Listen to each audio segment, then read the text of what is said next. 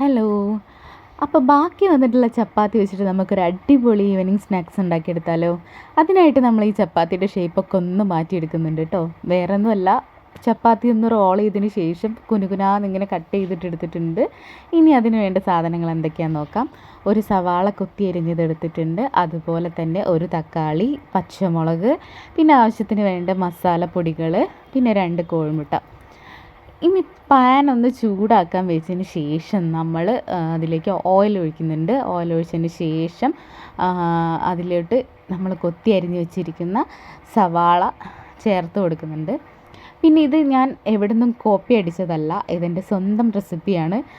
കുറച്ച് ചപ്പാത്തി ബാക്കി വന്നപ്പോൾ ഞാൻ എൻ്റേതായിട്ടുള്ള ഒരു ഐഡിയ വെച്ചിട്ട് എൻ്റെ വീട്ടിൽ ഉള്ള സാധനങ്ങൾ വെച്ചിട്ട് ഉണ്ടാക്കിയെടുത്ത ഒരു റെസിപ്പിയാണ്. ഇതിൻ്റെ ടേസ്റ്റ് എന്താണെന്നോ ലാസ്റ്റ് എന്താവുമെന്നോ എനിക്കറിഞ്ഞൂടാ. അങ്ങനെ സവാളയൊക്കെ ഇട്ടതിന് ശേഷം സവാള ഒന്ന് വഴറ്റിയതിന് ശേഷം അതിലോട്ട് നമ്മുടെ പച്ചമുളകും കൂടെ ഇട്ട് കൊടുക്കുന്നുണ്ട്. അങ്ങനെ പച്ചമുളകും സവാളയും കൂടെ നന്നായിട്ട് ഇളക്കി യോജിപ്പിച്ച് ഒന്നങ്ങോട്ട് വഴണ്ടി വരുമ്പോഴത്തേക്കും നമ്മൾ തക്കാളിയും കൂടെ ഇതിലേക്ക് ചേർത്ത് കൊടുക്കുന്നുണ്ട്. അങ്ങനെ തക്കാളിയും പച്ചമുളകും സവാളയും കൂടെ നന്നായിട്ട് ഇളക്കി യോജിപ്പിച്ച് ഒന്ന് വഴണ്ടി വരുമ്പോൾ, അതായത് നമ്മുടെ തക്കാളിയൊക്കെ ഒന്ന് ഉടഞ്ഞ പരുവത്തിലാകുമ്പോഴത്തേക്കും നമ്മളിത് പാനിൻ്റെ ഒരു സൈഡിലോട്ട് മാറ്റി വയ്ക്കുന്നുണ്ട്. വേറൊന്നുമല്ല, നമ്മളിതിൽ മുട്ട ചേർക്കുമെന്ന് പറഞ്ഞിരുന്നു. അപ്പോൾ മുട്ട നമ്മൾ സെപ്പറേറ്റ് ആയിട്ടൊന്ന് ചിക്കി എടുക്കാൻ വേണ്ടിയിട്ടാണ് ഇതുപോലെ സൈഡിലേക്ക് ഇങ്ങനെ മാറ്റി വെച്ചത്.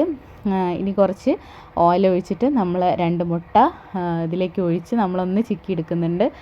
മുട്ട ഒന്ന് കുഴഞ്ഞ് പോവാതിരിക്കാൻ വേണ്ടിയിട്ടാണ് ഇങ്ങനെ സെപ്പറേറ്റ് ചിക്കി എടുക്കുന്നത്. അങ്ങനെ മുട്ടയൊക്കെ ഒന്ന് വേവിച്ച് നന്നായിട്ട് ഇളക്കി യോജിപ്പിക്കുന്നുണ്ട്. അതിന് ശേഷം നമ്മൾ എടുത്ത് വെച്ചിരിക്കുന്ന മസാലപ്പൊടികൾ, അതായത് മുളക് പൊടി, കുരുമുളക് പൊടി, മഞ്ഞൾപ്പൊടി, മീറ്റ് മസാല, ഗരം മസാല, ഇത്രയാണ് ഞാൻ ചേർക്കുന്നത്. അതും വളരെ കുറച്ച് അളവിലാണ് ചേർക്കുന്നത്. അങ്ങനെ മസാലപ്പൊടികളും കൂടെ ഇതിലേക്ക് ഇട്ട് യോജിപ്പിക്കുന്നുണ്ട്. അങ്ങനെ മസാലപ്പൊടികളുടെയൊക്കെ ഒന്ന് പച്ചമണം വാടി വരുന്നവരെ നമുക്കിതൊന്ന് ഇളക്കി യോജിപ്പിക്കാം. അങ്ങനെ മസാലപ്പൊടികളുടെയൊക്കെ പച്ചമണമൊക്കെ ഒന്ന് മാറി വന്നിട്ടുണ്ട്. ഇനിയാണ് നമ്മുടെ താരം നമ്മുടെ ചപ്പാത്തി ഇതിലേക്ക് ഇട്ട് കൊടുക്കുന്നത്. സോറി, അതിന് മുന്നേ ഞാൻ ഉപ്പ് ചേർക്കാൻ മറന്നുപോയി. അപ്പോൾ അതുകൊണ്ടാണ് ഉപ്പ് കാണിക്കുന്നത്.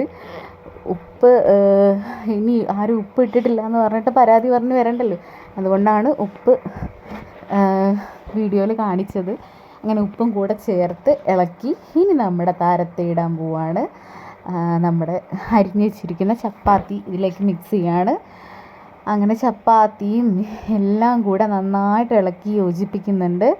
അങ്ങനെ ഇളക്കി യോജിപ്പിച്ചതിന് ശേഷം കുറച്ച് ഓയിൽ ഒഴിച്ച് കൊടുക്കുന്നുണ്ട്. ഇതിനിടയിൽ ഉപ്പ് നോക്കിയപ്പോൾ ഉപ്പ് കുറവുണ്ടായിരുന്നു. അപ്പോൾ ഉപ്പും കൂടെ നമ്മൾ കുറച്ചുകൂടെ ആഡ് ചെയ്ത് കൊടുത്തിട്ടുണ്ട്. അങ്ങനെ നന്നായിട്ട് ഇളക്കി യോജിപ്പിച്ചിട്ടുണ്ട്. ഇതിൻ്റെ റിസൾട്ട് എന്താണെന്ന് അറിയണമെങ്കിൽ നമ്മുടെ ഹസ്ബൻഡ് വരണം. എങ്ങനെയുണ്ട്? അപ്പോൾ ആൾക്ക് എന്തായാലും ഇഷ്ടപ്പെട്ടിട്ടുണ്ട്.